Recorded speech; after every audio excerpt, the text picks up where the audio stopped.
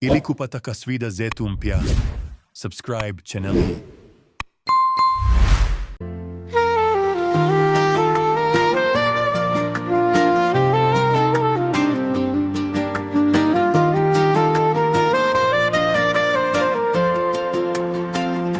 Ewe Muislamu, sikiliza nasaha ya haki.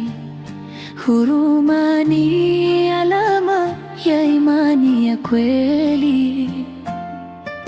Mtume ametufundisha kwa maneno na vitendo.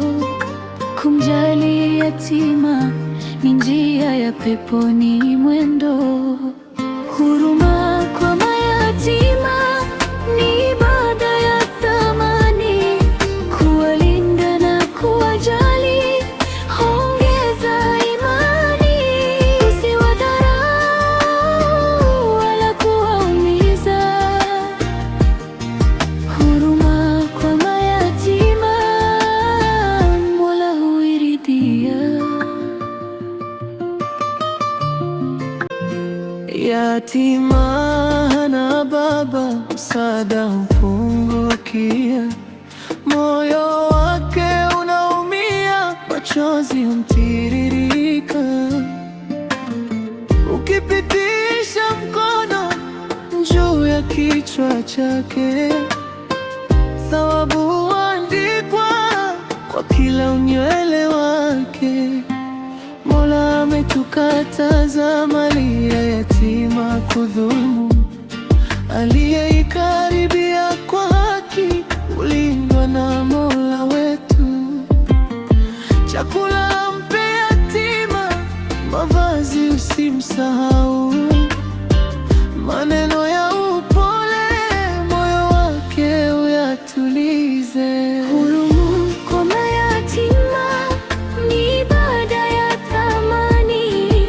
Kuwalinda na kuwajali huongeza imani. Usiwadharau wala kuwaumiza.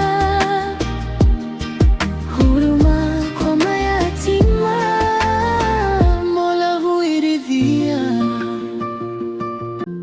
Mtume wetu kipenzi alikuwa yatima pia, akalelewa kwa rehema, akatuonyesha njia. Akasema kwa yakini, pasipo hata shaka, mlezi wa yatima peponi yuko karibu nami sana. Ewe ndugu Muislamu, chukua jukumu lako. Usimuache yatima akuone mfano wako. Huruma leo ukitoa, kesho utaikuta.